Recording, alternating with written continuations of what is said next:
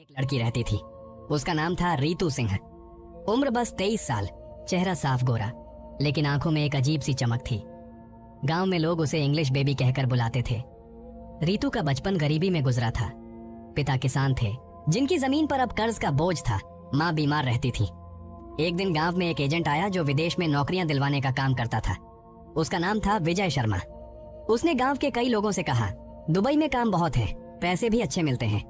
अगर कोई लड़की घरों में काम करे तो महीने के 50-60 हजार तक कमा सकती है। ये सुनकर रीतू की आंखों में उम्मीद की किरण जगी। उसने पिता से कहा, बाबूजी, अगर मैं दुबई चली जाऊं तो हमारे घर का कर्ज उतर जाएगा। पिता ने गहरी सांस लेकर कहा, बेटिया, पराए मुल्क में लड़की अकेले कैसे जाएगी? रीतू बोली, मैं डरती नहीं हूँ बाबूजी, मुझे अपने परिवार का बोझ हल्का करना है।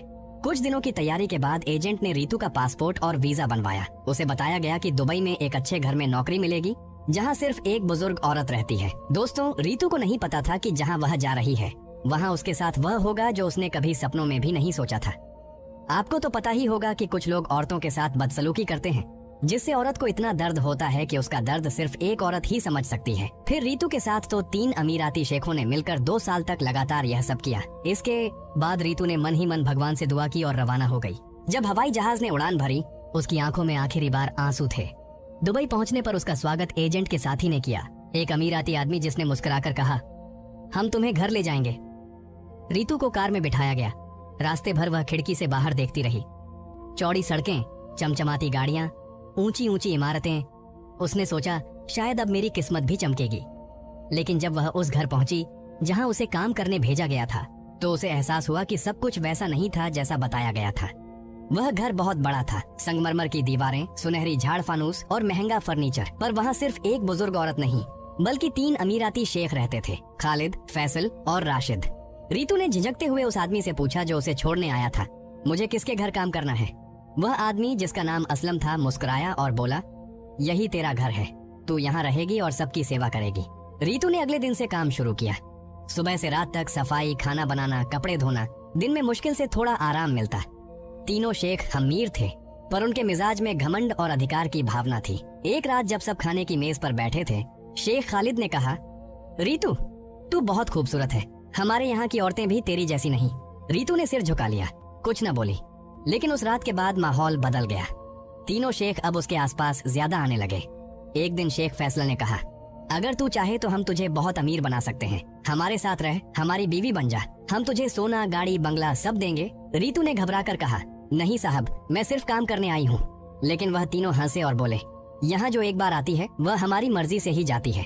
अगले दिन जब रीतू बाहर भागने की कोशिश की तो उसे पता चला कि उसका पासपोर्ट गायब है। उसने असलम से पूछा, मेरा पासपोर्ट कहाँ है? वह बोला, अब वह हमारे पास रहेगा, जब तू जाने के काबिल होगी तब मिलेगा।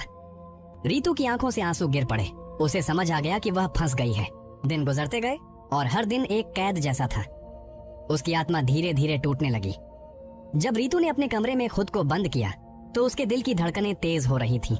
उसे लग रहा था कि उसने कोई बहुत बड़ा गुनाह कर दिया हो। बाहर हवेली में सन्नाटा था, लेकिन उस सन्नाटे के अंदर कहीं एक खतरा छिपा था।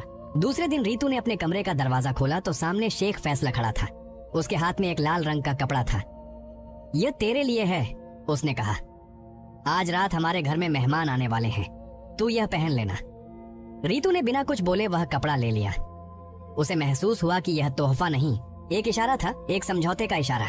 शाम हुई, हवेली की लाइट्स जगमगाईं। तीनों शेख वहीं बैठे थे। उन्होंने रीतू को देखा जैसे किसी नई दुल्हन को देखा जाता है। फैसल ने मुस्कुराकर कहा, देखो, हमने कहा था ना, तू यहाँ की रानी बन सकती है।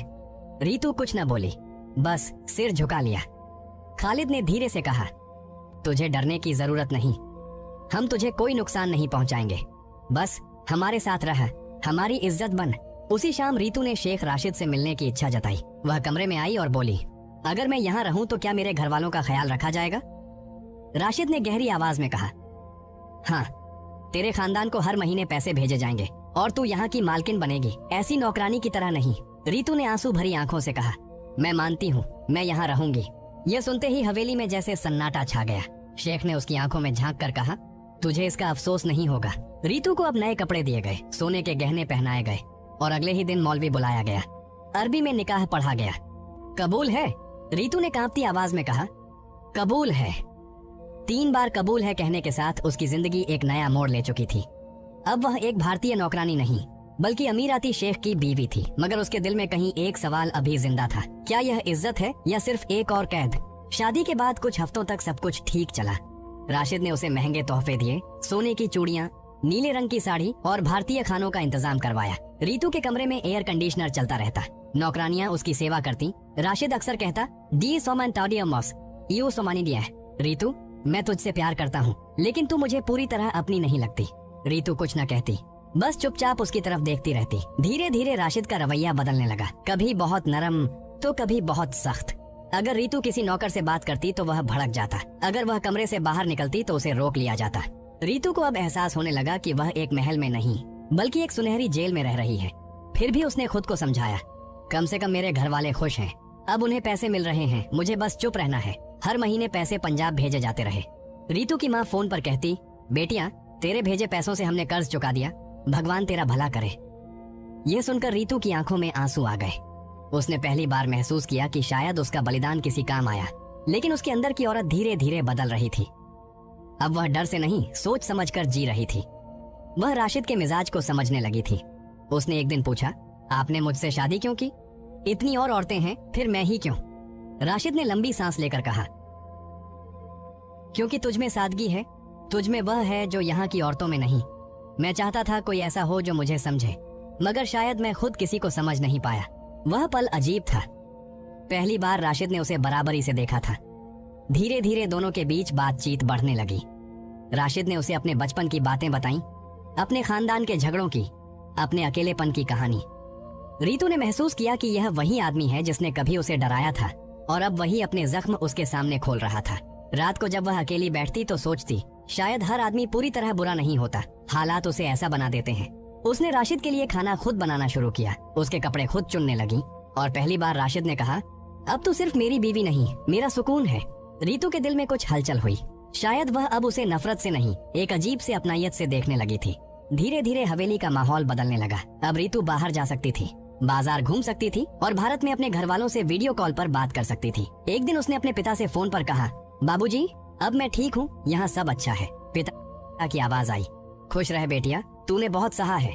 उस रात रीतू ने छत पर बैठकर आसमान की तरफ देखा, वही आसमान जो कभी पंजाब से देखा करती थी। अब उसे एहसास हुआ कि जिंदगी सिर्फ मजबूरी नहीं, समझदारी से जीने की